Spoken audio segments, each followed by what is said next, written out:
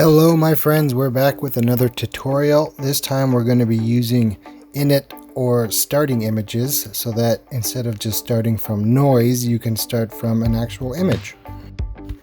So start by clicking on the folder icon there and then the little upload folder icon. Select your image. I'm not a robot! I'm not a robot!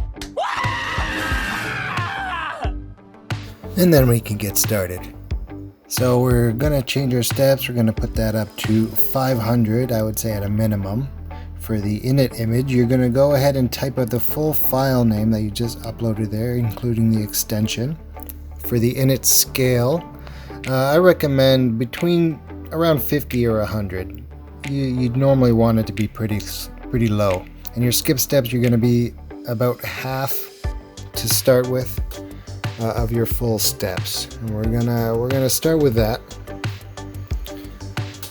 and I'm gonna give you some examples of what it looks like if you change your prompt or you change your init settings, and then you can see what exactly you can do.